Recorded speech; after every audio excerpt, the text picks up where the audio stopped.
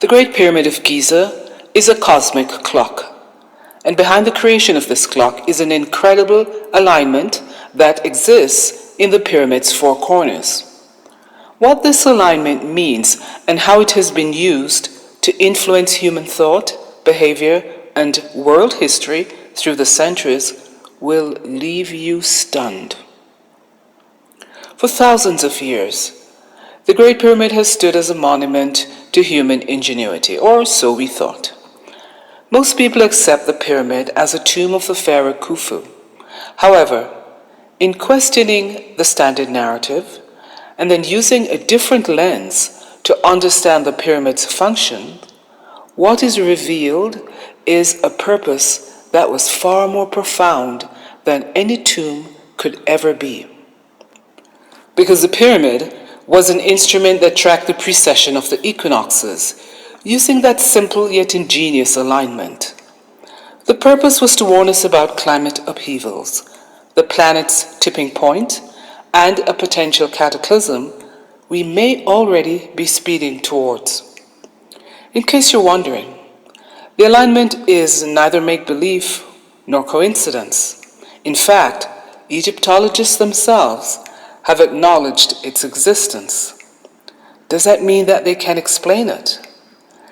As with so many things ancient Egypt, the attempt by Egyptology to use the usual standard narrative reasoning to try to explain away this remarkable alignment makes a mockery of common sense. Why should you care about any of this? Because this is not just another cool or interesting talking point about ancient Egypt. It's very much about the survival of the human race and what, if anything, we can do to ensure that survival. And because you will now be able to see how the pieces fit together concerning the purpose of the Great Pyramid. At the very least, you'll recognize the need to ask yourself, have we wasted valuable time towing the line behind Egyptology's standard narrative? Let's dive into what this alignment has to tell us. The pyramid's four corners form an almost perfect square. This has been measured, and the mathematics are quite breathtaking.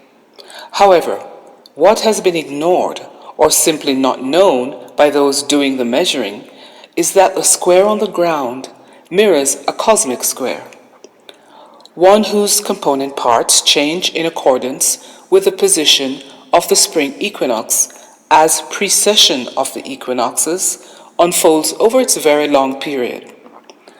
This made it possible that as the stars changed their places in the cosmos and the Earth continued its orbit around the sun, for the ancient Egyptians to be able to map out which constellations were in position on each corner of the cosmic square at any given time. Now, to be clear, the actual square in the heavens is invisible, so it's not something you're ever going to see outlined in the sky. It is formed by a group of four constellations. They are Taurus, Leo, Scorpio, and Aquarius. Now, because of the positions that they occupy on the zodiac circle, if you were able to draw connecting lines between them, that is when you would see the square formed. These four constellations are the specific ones that the pyramid's alignment was created to highlight when the time was at hand. And here's where things really start to get intriguing. The four corners of the cosmic square, like those of the pyramid, also align to the cardinal directions of north, south, east, and west. And importantly, the four constellations also mark the spring and autumn equinoxes and the winter and summer solstices, thereby providing markers to use to count down the precessional cycle.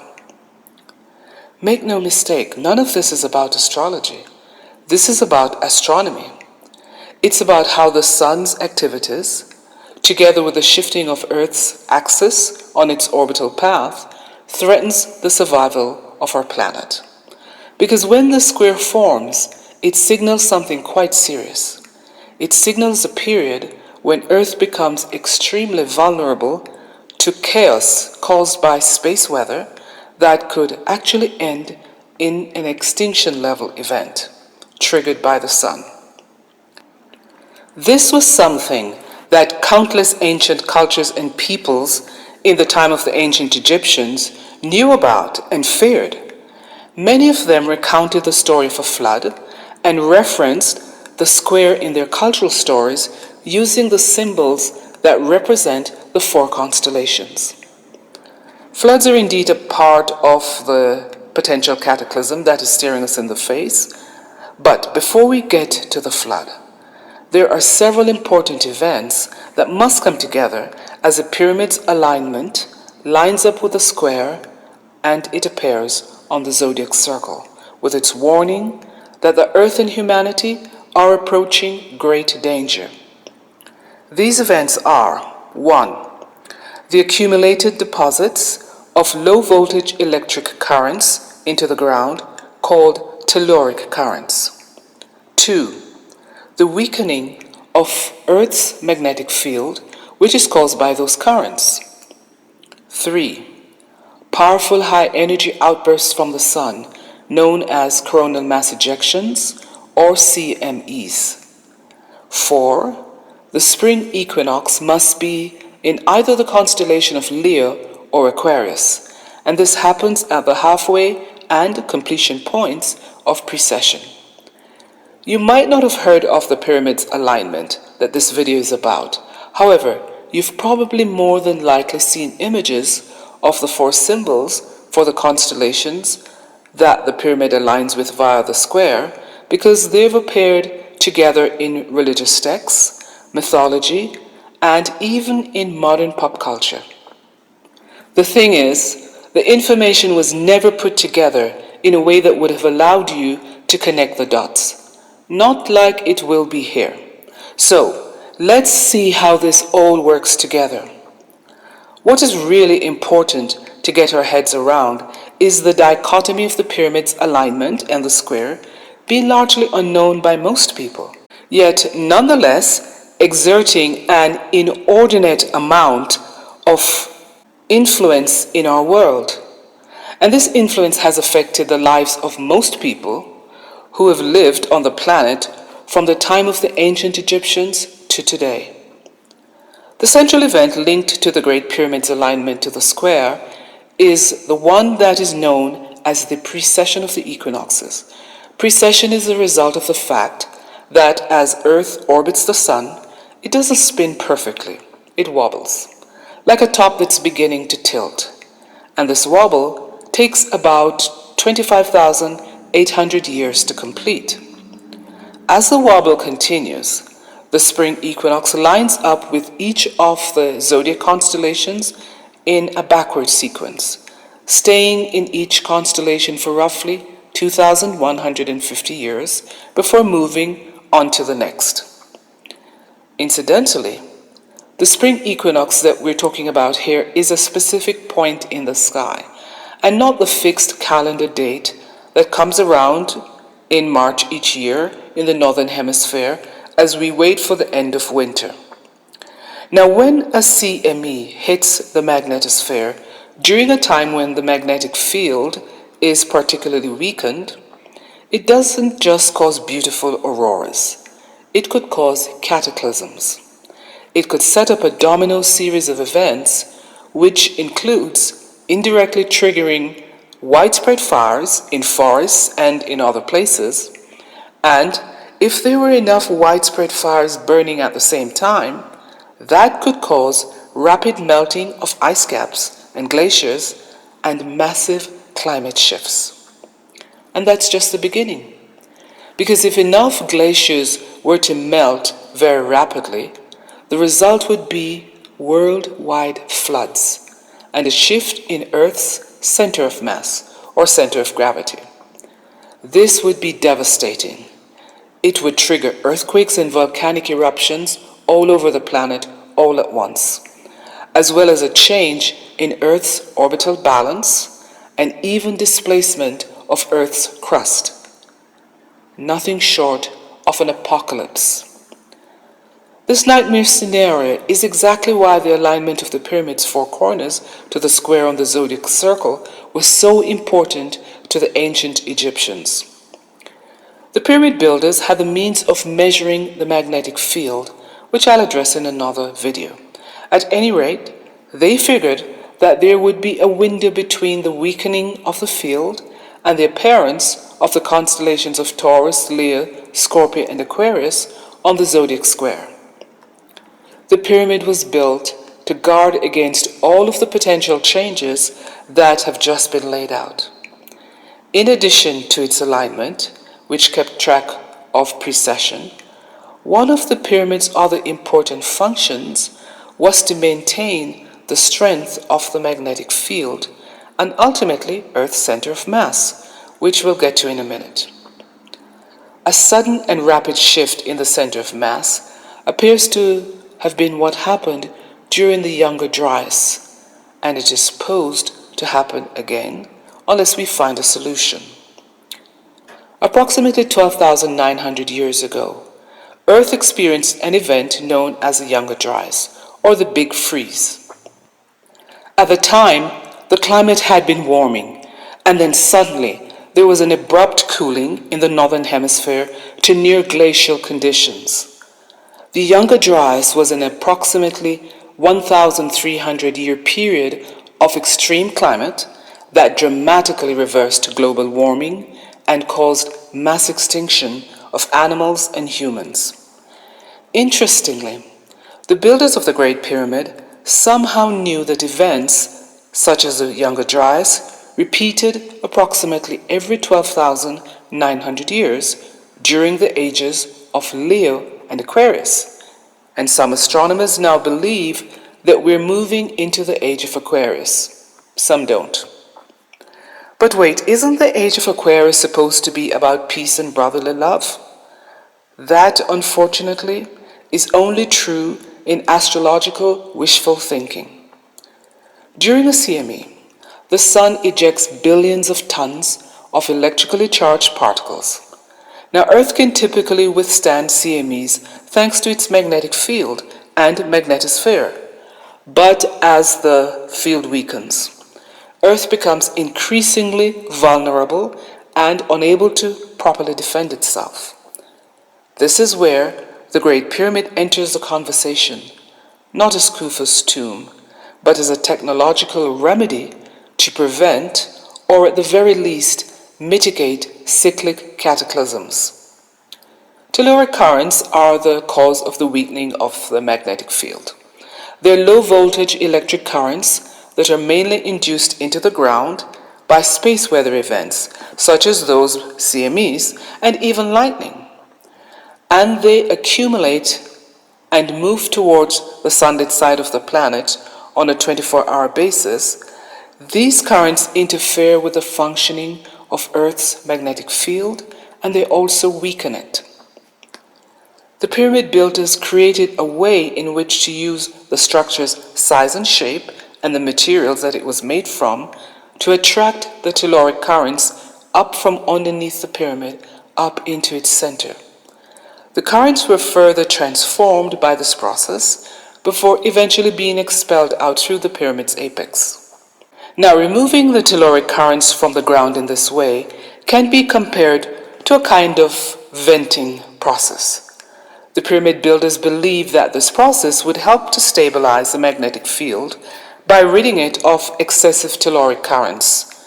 But what if we had continued to use this venting system of the Great Pyramid, or if we had learned enough to invent an even more effective one? Might we have made significant headway in solving the problem of the telluric currents? On the Dendera zodiac, the scorpion is shown as a symbol for the constellation of Scorpio. However, the Babylonians and the Greeks, and in a later zodiac the Romans, they replaced the scorpion with an eagle. Why the change? There is a constellation called Aquila, which means eagle. However, it has nothing to do with a square, since it's not located on the zodiac circle. The reason for the change to substitute the eagle symbol for the scorpio was based on a mix of cultural pride of the Greeks wanting to add to their own mythology, syncretism, and some degree of misunderstanding. The Greeks and the Babylonians, both one-time conquerors and rulers of ancient Egypt, shared and reconfigured original Egyptian astronomical knowledge. The eagle was seen as Horus the falcon god by Egypt's last conquerors. This substitution is the reason why the mythologies of the peoples and cultures outside of Egypt showed the symbols as the bull, lion, eagle, and a man. The eagle, for its part, was often represented only by its wings, its talons, head, or beak. And the Babylonians and Assyrians used these four symbols to create the lamassu that you now see on your screens. Gigantic winged sculptures with combined lion and bull bodies, wings, and human faces. The lamassus were believed to be protectors. While in Christianity, inherited from Judaism, the same four symbols became the creatures reportedly seen by the prophets Ezekiel and John of Patmos. In Ezekiel chapter 1, verse 10, the prophet writes, "As for the likeness of their faces, they four had the face of a man, and the face of a lion on the right side, and they four had the face of an ox on the left side, and they four also had the face of an eagle." While in Revelation chapter 4, verse 7, John of Patmos reveals his vision with these words, "And the first beast was like a lion, and the second beast like a calf, and the third beast had the face of a man, and the fourth beast was like a flying eagle." Could the fact that the Israelites once lived in Egypt have anything to do with these visions? Or that in the 6th century BCE, the Israelites, including Ezekiel, were forcefully exiled to live in Babylon? The Babylonians, remember, were one-time conquerors and rulers of ancient Egypt, which means that they too would have had access to the knowledge and the warning of the square on the screen. It is patently obvious that the square was repeatedly repurposed without any mention and presumably any understanding of how it worked in conjunction with the Great Pyramid's alignment. In Christian iconography, the four symbols of the square were transformed into a single creature called a tetramorph. And in spite of the tortuous descriptions given in Revelations, the square and the circle was really the muse for the four horsemen of the apocalypse. The natural astronomical events that the square on the zodiac circle signaled via the pyramid's alignment was turned into a vengeful God's punishment for wicked humans, when the only God responsible was the sun god. Of course, as long as you believe that the sun is a god. And with that, the square and its foreboding message became central to growing the flock of the faithful through fair.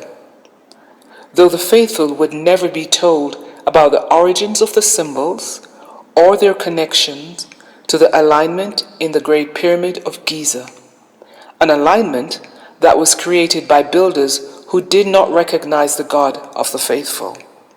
To wrap this up, let me ask you this. If the Great Pyramid was never a tomb, but was instead a technological safeguard, what does that say about our overall understanding of ancient Egypt? And what would it mean if ancient Egyptians actually understood the cyclic cataclysms on the earth better than we do today? Would humanity have acted differently had we known decades ago that the Great Pyramid held a warning for us about an apocalypse on the horizon? The next video in the series of Decoding Ancient Egypt explores the personal history of Pharaoh Khufu to show why he did not build the Great Pyramid despite the fervent claims by Egyptologists.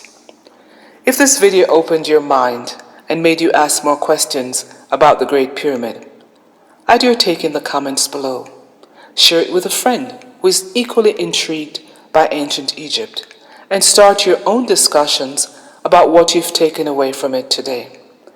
Until next time, stay curious. Thanks for watching.